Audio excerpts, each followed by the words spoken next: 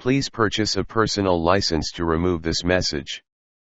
Islam and the World: The Rise and Decline of Muslims and Its Effect on Mankind. Sayyidul Hasan Ali Nadwi Islamic Academy JJL Lamak Akatar 1Y 200C.E 1426A.H.ISBII 87253 I31 8 Hill ISN I 87253 I32 6 PB. All rights reserved. No part of this publication 111 I be reproduced, stored in a retrieve ILI, ISTN 1 or TRANSN 1 it in any form or by any N1C1NS, electronic, N1 Kanika 1, photocopying, recording or other viz. Without that prior permission of the copyright owner. Translation Dr. Muhannadasifkid. JLG 11 Errol Editor Iqbal Ahmed Azamai 111 Hlashroad Bukals Lamak Akadi Mipo Box 6645 Leicester LE 562 if. Kindam website V0LW Yukshabooks.co 111 E1 Nail INF 04 Yukshabooks.cu1 British Library Cataloging in Pullation F at Ha Catalog Record Tour T Book is AVE Lodel from the British Library S.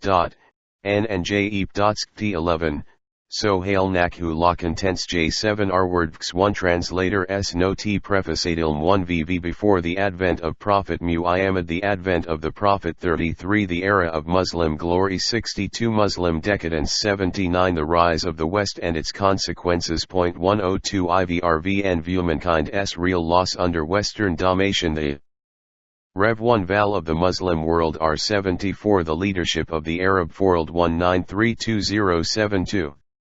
I-53 Notes Index 5 In the name of Allah, 1 Velist Gratis, 1 Faust 1 1 Siji 1 Forward. The most important need today is to help the Muslim acquire confidence in himself and in his past so that he is able to face the foe with hope, courage and determination.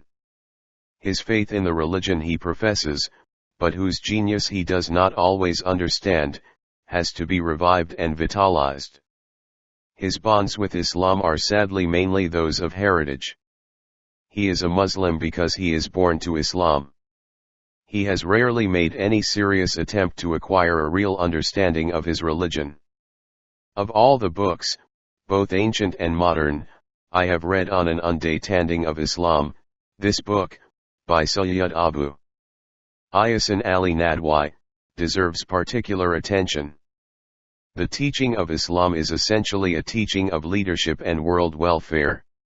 One of its most important characteristics is that it teaches its follower how to acquire self-confidence without conceit or egotism. It breathes into him the fervor of faith and conviction, free of self-deception and, by weaning him from all dependence on others, instills in him complete trust in God with a faith that never falters nor weakens. This faith requires the Muslim to shoulder the responsibility of humanity at large and enjoins on him the trusteeship of the entire human race. It is the duty of Muslims to guide to the right path those who have gone astray, and lead men, with the help of the light and guidance given by God, from darkness into light. The Holy Quran says I-011 are the best of people evolved. Are mankind, you enjoin what is right and forbid what is ajaf 011J and you believe in God. AI Imran 3 RRO. Also Jahum VVEHAV1 made you a people justly balanced the middle path so, hat you could be a YMS an example to people and JMT as the proffer is to you Al-Baqarah 2 143. VL, Slam and TL, World. This book succeeds in stimulating an awareness of this responsibility in its readers and in bringing home to them its validity. In its style and treatment, however, it does not pander to mere sentiment or excite passions of dogmatism. The claims that the book makes are sustained by solid scholarship and objective research in a manner that appeals to both the mind and the heart. The enlightened and unprejudiced approach of the author is clearly revealed by the scrupulous care and deep concern for truth with which historical events and their sequences are recorded and environmental effects and ramifications analyzed. Decisions are left to the discernment of enlightened minds and to consciences that are sensitive to truth. Topics have been discussed, arranged and interfused in such a manner that no conclusion is ever forced on the reader. What was the condition of the world before the advent of Islam and the state of affairs in the East and the West, the North and the South? What was the intellectual temper of man from China to India, from Persia to Rome? What was the color and texture of contemporary society? In what state were those religions of the world that are based on heavenly sanction, such as Judaism and Christianity, and those that preach idol and fire worship, such as Hinduism and Magyaranism? These questions with which the book begins are dealt with in a concise but comprehensive manner. The picture presented of that age is clear-cut and delineates its features with accuracy and insight. In preparing the picture, the author never gives the impression that he is self-opinionated or bigoted. He quotes non-Muslim authors, particularly those who have been notorious for their enmity toward Islam and for their persistent efforts to belittle Islam and the achievements of the age associated with Muslim glory. The age before Islam was steeped in ignorance in which the mind and the spirit of man had become benighted and high standards and values of life debased. It was an age of tyranny and slavery in which the very roots of humanity were corroded by a criminally luxurious and wasteful life on the one hand, and hopelessness and frustration and despair on the other. In addition, clouds of skepticism, agnosticism, and infidelity hovered overhead, and the religions of the world were helpless to dispel them. Religions that forward called themselves heavenly had already fallen victim to interpolations and disintegration. They, and particularly the Christianity of the day, had lost their prestige and had become a body devoid of all spirit. There was no life, no vitality left in them. They had become, in short, a depository of certain rituals and symbols, the meaning and pertinence of which had lost all its validity. After describing the salient features of the age of ignorance, the author outlines the part played by Islam in the reconstruction of humanity. He shows how, when it had the opportunity, Islam liberated the soul of man from superstitions and banalities, emancipated him from the evils of slavery and degradation, and lifted him out of the slough of filth and disease. The author makes it clear how Islam saved human society from deseventation and civilization from disintegration and ruin, and liberated man from the tyranny of kings and the dominance of priests. Islam constructed life on new foundations, purified belief and morality and gave them new sanctions. It imparted a high resolve to life, endowed it with noble values and stimulated Joe for freedom and creativeness. It blessed life by giving it faith and knowledge, fraternity, justice, and self-confidence. It prepared and trained men to bring out, through constant effort and endless toil, the hidden potentialities of life so that it could develop and flower into a just, healthy and balanced system. By a correct appraisal of men and their aptitudes, Islam put the right people in the right place for the reconstruction and development of life and took from each according to his worth. All this was achieved when Islam had a controlling hand in the affairs of the world and had the opportunity to fashion life according to its own special genius. Since Islam is preeminently a faith that inspires leadership, its real mettle is tested and proven only when it assumes responsibility. It can lead the caravan of life. It cannot be a camp follower. Then came a period whereby Islam lost its leadership. This was mainly due to the failure of the Muslims to efficiently sustain and discharge the great responsibility of the trusteeship of mankind which Islam had joined upon them. Islam and the World, the author succinctly describes the reasons for the material and spiritual decay of the Muslims and identifies the harm the Muslims sustained by deviating from the principles of their faith and turning away from the responsibilities it entailed. In describing what happened to the world when it was deprived of this noble leadership and when it reverted to its previous state of ignorance, the author points out, in no uncertain terms, the H01-table depravity towards which the world is H-ating today. Unfortunately, this depravity belongs to a time when knowledge has opened out new paths and vistas and man has made considerable maturable progress. In identifying this depravity, the author does not indulge in fiery rhetoric or sensational writing, but instead employs a critical and objective approach to events. He presents facts in a manner free from all exaggeration or attempts at fine writing. The historical analysis Sayyid Abul Hasan P.G. Nadwi gives compels one to believe strongly that the T.I.1-NE has come when the present leadership should be changed and humanity brought back from darkness to light and from ignorance to knowledge and wisdom. The reader soon realizes how important such guidance is to the world today and, in losing it, what a terrible loss humanity has suffered. This loss is sustained not only by the Muslims, but is shared by the world at large. It is a loss that encompasses that past, the present and the future, both immediate and distant. If upon reading this book the Muslim is filled with shame and contrition for his criminal neglect and carelessness, he also becomes acutely aware of the tremendum potentialities that have been given to him and begins to feel an overpowering desire to regain the world leadership he has lost through his own neglect and lack of appreciation of its qualities. Particularly praiseworthy feature of the book is that the author, whenever he speaks of the general depravity of mankind, the depravity that has come about because the Muslim failed in his leadership, he calls it ignorance. This approach clearly shows what, according to the author and his way of thinking, the difference is between the spirit of Islam and the spirit of materialism which prevailed before the advent of Islam and which has again prevailed in the world ever since Ilan lost forward its world leadership. Ignorance and lack of wisdom remain the same in its temper in whatever period of history it is found. TT is not confined to any particular interval between two periods of time. It is a typical attitude of mind and comes to the forefront when those standards and norms of behavior sanctioned by God give way to those misinspired merely by sophisticated and debased appetites. The world is enduring this ignorance today as it did in earlier periods of history.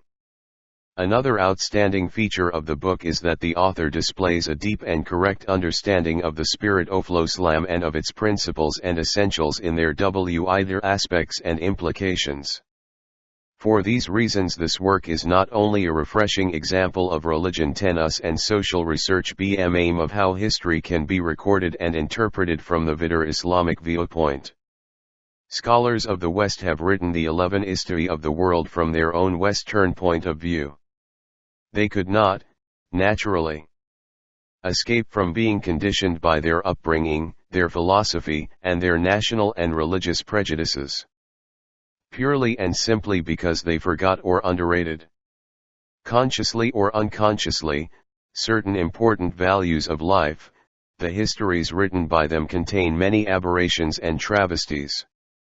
Unless these values are understood and appreciated properly, no history of man can be recorded in its completeness, nor can facts be interpreted and conclusions correctly deduced from them. Furthermore, owing to national and religious prejudices, European scholars are inclined to consider Europe as the center of the world and so pay but scant notice to important historical movements and their repercussions, simply because they do not emanate from Europe. If they mention them at all, they try to belittle them, minimizing their influence and importance.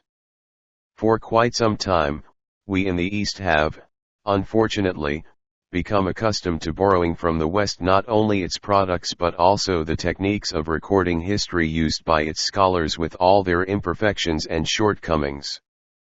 This in spite of the fact that it has now been proved that their methods of approach and treatment are usually inadequate and not in keeping with historical veracity.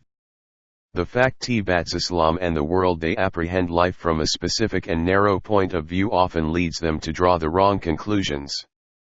When premises are wrongly stated, conclusions cannot but be wrong. The current work, however, has kept all these considerations carefully in mind and has given special attention to movements and values that have conditioned and influenced man and his life. In short, nothing has been left out which has had any effect on life. The reader, for instance, would hardly expect from an author who is concerned with the fortunes of Islam, who is a believer and believes implicitly in the spiritual strength and vigor of Islam, and whose heart nurtures a strong desire to entrust Islam once again with the leadership of the world, that he would, while describing the genesis of this leadership, also dwell on its industrial and martial potentialities and qualities and discuss at some length the modern system of education and economic and industrial self-sufficiency. All this, the author does with rare insight, and it is a great pleasure to say that he does not leave these aspects inconclusive. This book presents a systemic and well-knit analysis of all the factors that have influenced and conditioned life. It has reviewed history with TL1's purpose in mind and has offered suggestions to the Islamic world that are balanced and free from extravagance or polemics. It is a remarkable example of how history should be recorded. It shows how a Muslim can take up his pen to record historical events and discuss their sequence without borrowing from European historians and copying their style, which often lacks balance, historical veracity, and adequate scholarship and research. I consider it a great privilege that I have had the opportunity to record my impressions of Islam and the world, 11 i.e. rise and decline of Muslims and its affect on mankind, and further that I was fortunate enough to have read it in Arabic. And it is ADR1 ICE for those who have an understanding heart and who lend their ears to it and bear witness to its T111 th. Kaf 5037 Hull 1, Egypt Sayyid Qutb JL.il.L.C. I unify a name of Allah, the Wost Bani, Olant, the L1 Dust Wonjard Full Translator S. Note: this valuable book was originally written in Arabic and published in Cairo in 1950 for the Academy of Research, Translation, and Publication in Egypt. It was an instant success with critics and the general public alike in Arabic-speaking countries. The book has also been translated into Persi and Turkish. Its Urdu version, from which this translation has been made, was produced in India in 1954 in response to persistent demand. This book does not claim to be a history of the rise and fall of the Muslims. It deals only with the effects thereat. The author's main ambition, however, Basband to STLF Muslims to an appreciation of Islam's glorious role in the story of human progress and to promote in them a desire to look at themselves with a view to finding out how far they have been true to their mission and duty towards the world. The author fed I that his labors would be amply rewarded if HT succeeds, in however small a measure, in moving the Muslims to think of the great harm they have done, not only to themselves but to the whole of mankind, by shutting their minds to the creative impulse that underlies the teachings of Islam. For, indeed, as Muhammad Asad has so beautifully and so correctly said, was not the LV1 Muslims that made Islam great, it was Islam that made the Muslims great. It is impossible to overemphasize the fact that Islam is not a religion in the popular sense of the term. It is a religion as well as a way of life that embraces most decisively all the manifold aspects of human existence: spiritual and material, moral and physical, emotional and intellectual, personal and social. It is the Islam and the world conflux of this world and the next, the meeting point of the body, the mind, and the spirit, where all three unite to form a single reality, the basis of which is a real, living consciousness of God. Islam does not, however, stop there. It also shows us the practical way of reproducing this reality, this unity of idea and action, within the limits of our earthly sojourn, in our lives and our consciousnesses. It refrains from demanding of renon, as a necessary condition to salvation, a belief in dogmas that may either be difficult to comprehend or are opposed to scientific truths. In fact, no dogma of any kind is found in the structure of Islamic beliefs and practices. No original sin, no misdeeds of a past light stand between man and his destiny. No mortification of the flesh, no renunciation of the world is required to open the secret door to spiritual prosperity. Such things are utterly foreign to Islam. For Islam is neither a mystical doctrine nor a philosophy, but rather a program of personal and social behavior that not only leaves no inherent conflict between the physical and the moral existence of man, but insists on their coexistence as the natural basis of life. Precisely because of this ability to strike a harmonious balance between the world of faith and the world of action, Islam has never presented a barrier to progress and science. History cannot cite an instance of any other religion that has given such encouragement to scientific progress as has Islam. Who, indeed, can know this better than the Europeans themselves, who are now so eager to distort its message? For is it not to Islam and to the Muslims that Europe owes its intellectual and cultural rebirth after it had sunk deeper and deeper into barbarism from the 5th to the 10th centuries. In the words of Robert Briffault, it is highly probable that but for the Arabs modem European civilization would not have arisen at all. It is absolutely certain that but for them, it would not have assumed the character that has enabled it to transcend all previous phases of evolution. With the dismal spectacle of cultural and social decay staring one in the face every VHCN in the one Uslan one world, a strong tendency is created in the minds of Europeans to attribute the faults and weaknesses of the Muslims of today to the teachings and influence of Islam and to use it translator S. Notex 111 as an argument for advancing the theory that the sooner the Muslims are freed from the shackles of their faith and induced to adopt Western ways of life, the better it will be for them and for the rest of the world. In this book, Sayyid Abu F. Ihsan Ali Nadwal tries to expose the falsity of this view. No unbiased person who cares to study the teachings of Islam will contend that there is anything contrary to reason or progress in them, or anything that can be bracted with sensuality or crude materialism. The decline of the Muslims is due not to any shortcomings in Islam, but to their failure to HV up to it. The Muslims themselves have reduced Islam to a body without a soul. They have deprived it of its social content, its sense of purpose and dynamism, and made it a mere dry husk of belief and practice. But, fortunately, the idea underlying the precepts of the Quran and their interpretation through the Sunnah of the Prophet has remained intact, and there is no reason why it cannot be put into practice once again. Belief Islam as a law decreed by God to be followed by humanity at all times and everywhere is an article foot for Muslims. It is an eternal plan of life that was brought into the world by one who was not a mere lawgiver among many other lawgivers, but rather the supreme messenger of God who always acted under divine inspiration. Such being the case, those among the Muslims who, in imitation of Western critics of Islam, want to change it in order to bring it, as they say, into harmony with the spirit of the times, betray their own inner insolvency. A law which is the result of divine revelation cannot be bound by the rules of organic life. It can never become obsolete. What appears to be the decay of Islam is, in fact, nothing but the decay and the bankruptcy of the hearts of the Muslims themselves. Basically, they have become too small and too lazy to respond to the divine call. The Muslims who talk of reforming Islam have neither an honest solicitude for their religion, nor a genuine feeling for their community. Their real aim is to recast the teachings of the Quran in such a way as to find in them a justification for the degenerate ways of living and thinking they have borrowed from the materialistic civilization of the Islam and the world West.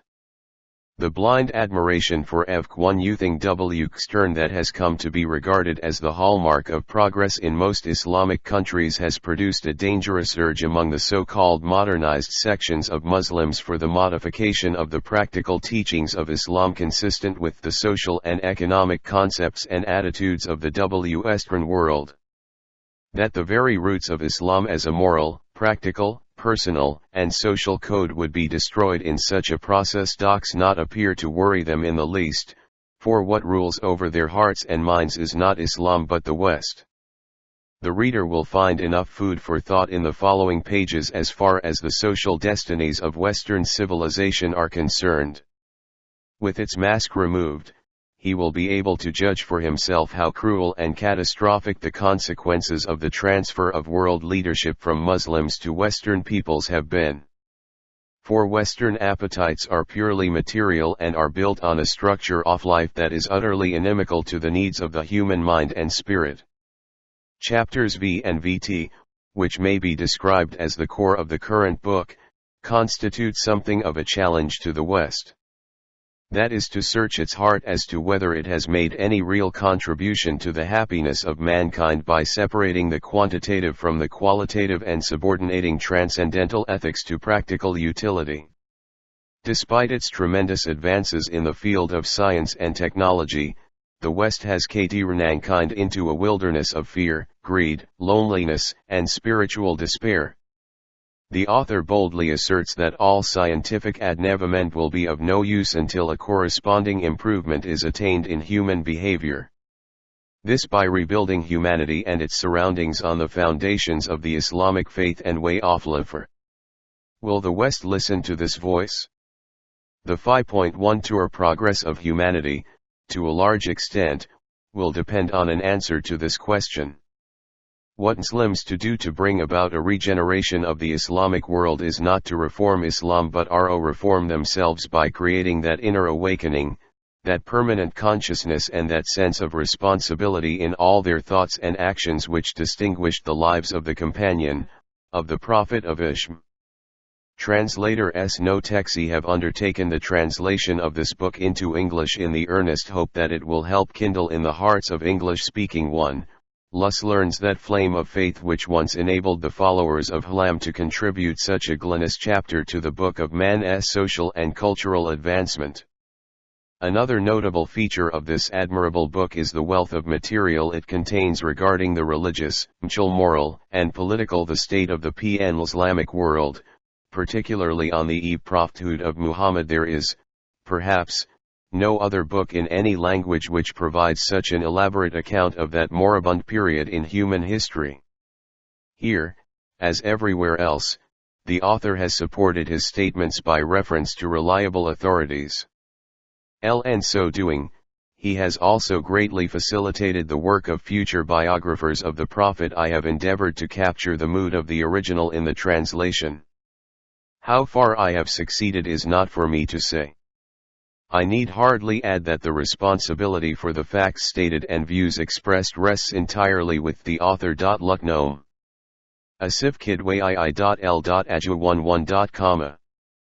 G. In the name of Allah, the one just benevolent, the LV1 Ost merciful. Preface. What the world has lost with the decline of the Muslims, the initial decline of the Muslims, their failure and retirement from the leadership of other nations thereafter, and finally their withdrawal from life and action was not an event that had hitherto happened or one which was repeated in history, like the decadence of other peoples and nations, or the disappearance of other governments and states. It was instead unlike any other event in history.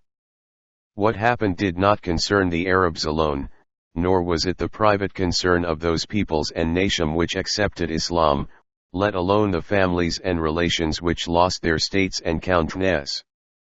It was rather a general human tragedy, more wretched and widespread than history had ever seen before.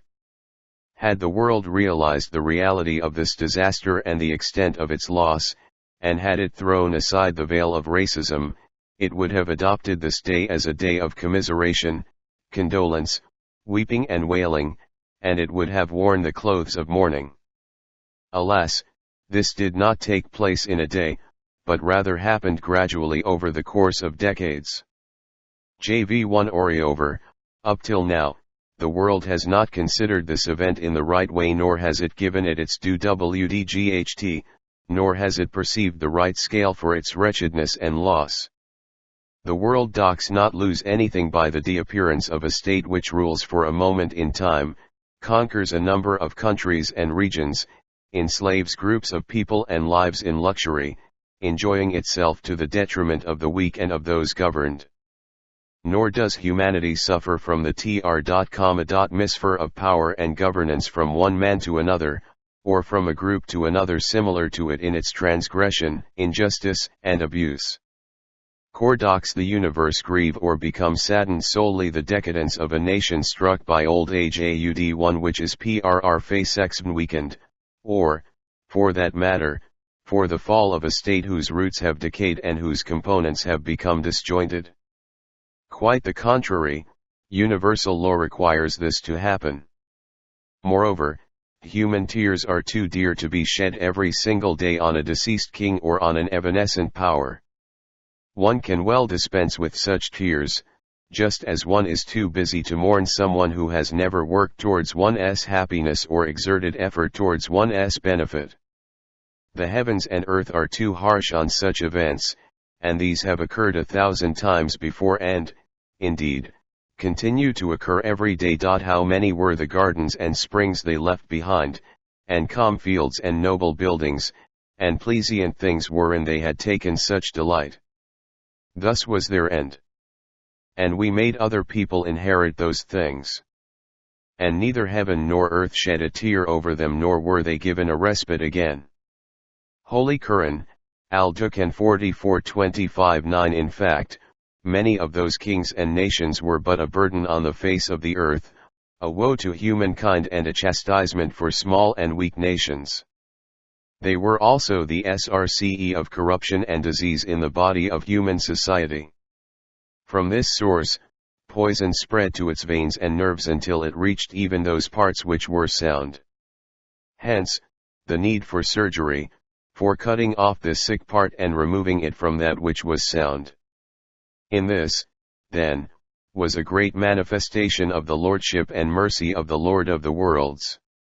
Such manifestation obliges praise and appreciation from all members of the human family, indeed, from all the elements of the universe. Of the wrongdoers the last remnant was cut off. Praise be to point 11 the cherisher f the world's Al-An'am 645 Islam and the world decline of the Muslims, the disappearance of their state and the stagnation of their might being the carriers of the message of the prophets, and being to the human world like good health is to the body was not, however, the decadence of a people or of a human element or of a nationality.